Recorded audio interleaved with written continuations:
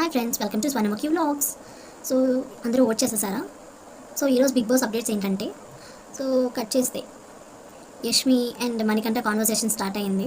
So Yashmi, ఎందుకు నువ్వు feel అవుతున్నావు, నామినేషన్స్ ఇస్ సపరేట్ కదా, దాన్ని నువ్వు అట్లా అపార్థం చేసుకోవద్దు అది ఇది అని రిక్వెస్ట్ చేస్తున్నాను. బట్ ఫ్రెండ్ అంటే నాకు కొన్ని ఉంటాయి, సో అవన్నీ నువ్వు హర్ట్ చేసావు, నేను చాలా ఫీల్ అయ్యాను, నువ్వు ఏం చెప్పినా నేను వినను, నేను ప్రతి వీక్ నామినేట్ చేస్తాను అంటే ఇది నాట్ ఫేర్, నువ్వు ఆలోచించు, అర్థం చేసుకో అది ఇది అని. బట్ తను కన్విన్స్ అవ్వలేదు, తను చాలా హర్ట్ అయింది.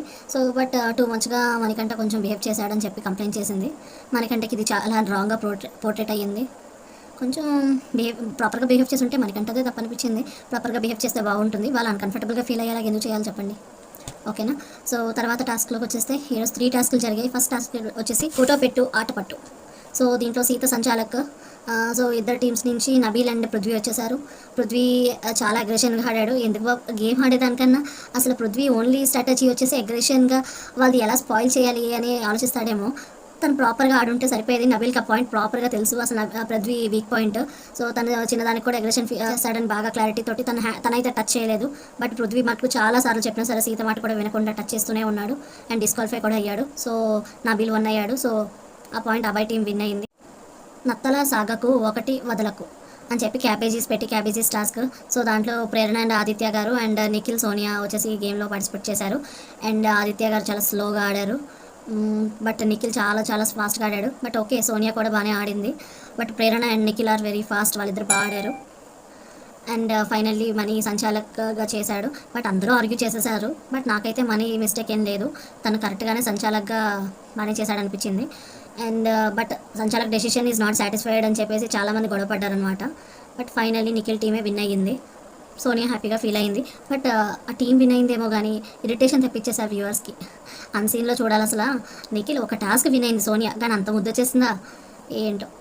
సోనియా ఒక టాస్క్ విన్ అయితేనే అసలు బిగ్ బాస్ టైటిల్ విన్ అయిన రేంజ్లో బిహేవ్ చేస్తున్నారు ఈ నిఖిల్ పృథ్వీ. ఓకే, తర్వాత థర్డ్ టాస్క్ వచ్చేసి నిఖిల్ వర్సెస్ అభయ్ వచ్చేసి బెలూన్ టాస్క్ తోటి టాస్క్ ఆడాలి. అండ్ దాంట్లో వచ్చేసి నిఖిల్ విన్ అయ్యాడు. యాక్చువల్గా సోనియా సంచాలక్గా చేసింది, అందుకని చాలా యాక్చువల్గా సోనియా కరెక్ట్గా చేయలేదనిపించింది. సో థర్డ్ టాస్క్లో అబ్బాయి చాలాసేపు ఆర్గ్యూ చేశాడు అట్లా ఎట్లాగా అని. బట్ సంచాలక్గా చేసావు సోనియా, చాలామంది వేరే సంచాలకులను పాయింట్అవుట్ చేసావు. అండ్ నేను సీతకు పాయింట్స్ చెప్పావు, యష్మికి పాయింట్స్ చెప్పావు, ఎలా చేయాలి ఏం చేయాలి అని, మనీకి పాయింట్స్ చెప్పావు. బట్ నువ్వు ఎందుకమ్మా కొంచెం కూడా కష్టపడలేదు? బెలూన్స్ లోపలికి వేయాలి కదా, క్లియర్ కట్గా ఉంది సంచాలకే వేయాలి అని. బట్ ఎందుకు అంత ఆలోచించావంత? నాకైతే సంచాలక్గా నువ్వు ఫెయిల్ అయ్యావని అనిపించింది. ఎందుకంటే వాళ్ళిద్దరూ ఆడాలి అంటే ఫస్ట్ బెలూన్స్ ఉండాలి కదా. అబ్బాయి బయటకు వచ్చాడు అంటే బెలూన్స్ లోపల ఉండాలి కదా, ఉండుంటే ఎందుకు వస్తాడు? సో అలా సంచాలక్గా నాకు అక్కడ ఒక పాయింట్ మైనస్ అనిపించింది నీలో. అసలు పాజిటివ్ పాయింట్స్ ఎక్కువ చెప్పలేవు కదా, ఒకటైనా మైనస్ చెప్దామని చెప్పాను. ఓకే, సో కాంతారా ఒక టాస్క్, శక్తి టీం 2 టాస్క్ విన్ అయ్యింది. సో హైయెస్ట్ పాయింట్స్ వచ్చేసి నిఖిల్ క్లౌన్కి వచ్చింది, శక్తి టీంకి. అండ్ నిఖిల్ వర్సెస్ యష్మితో కూడా బిగ్ ఫైట్ జరిగింది అన్సీన్లో. అండ్ చెప్పాడు కదా కూటి కోసం కోటి విద్యలు అట. సో రేషన్ టాస్క్లు అయితే ఇట్లా ఫినిష్ అయిపోయినాయి.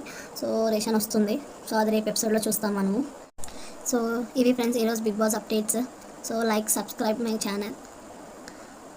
Thank you, bye.